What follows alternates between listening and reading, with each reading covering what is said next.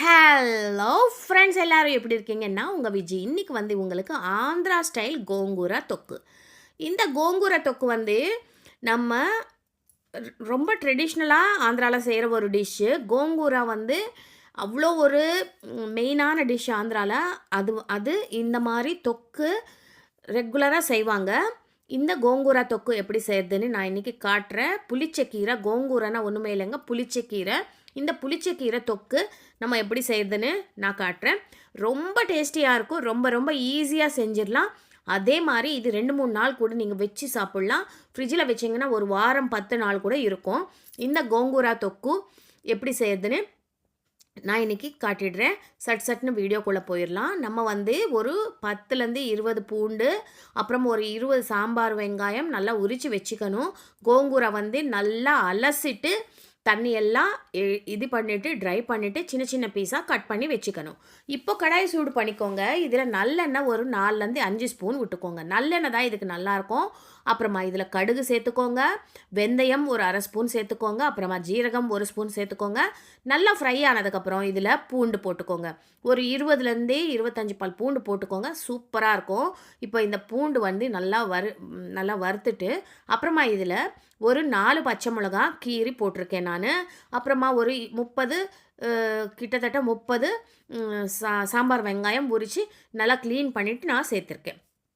இப்போ இதில் மஞ்சத்தூள் சேர்த்துக்கோங்க. கலர் ரொம்ப நல்லாயிருக்கும். மஞ்சத்தூள் சேர்த்துட்டு நல்லா மிக்ஸ் பண்ணிவிட்டு இதில் நான் ஏற்கனவே கட் பண்ணி அலசிட்டு நல்லா கட் பண்ணி வச்சுருக்கிற கோங்கூரா இது மேலே அப்படி வச்சுட்டு நம்ம மூடி போட்டுடலாம். இது என்ன ஆகும்னா கீழே இருக்கிற வெங்காயமும் நல்லா வெந்துடும், அதே மாதிரி மேலே நம்ம போட்ட கோங்கூராவும் நல்லா சேர்ந்து கிட்ட வந்துடும்.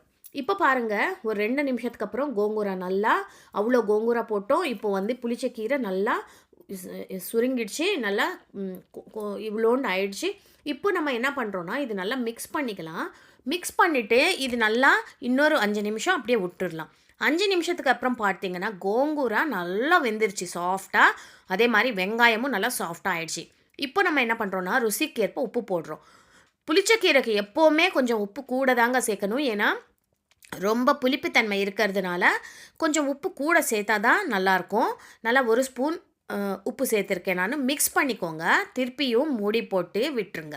இப்போது அந்த கோங்கூரா நல்லா வெந்துட்டு நல்லா நம்ம போட்ட எண்ணெய் எல்லாம் மேலே பிரிந்து வருது பாருங்கள். அது வரைக்கும் நீங்கள் இது ஃப்ரை பண்ணிக்கணும்.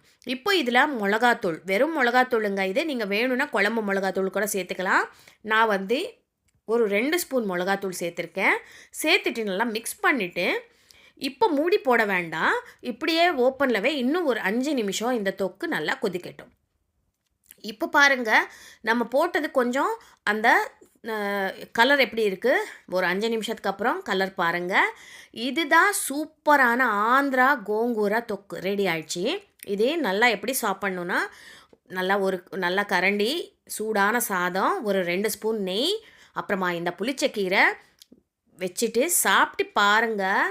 அட்டகாசமாக இருக்கும். இது தயிர் சாதத்துக்கும் அப்புறமா சப்பாத்திக்கும் சூப்பர் காம்பினேஷன். கண்டிப்பாக ட்ரை பண்ணி பாருங்கள்.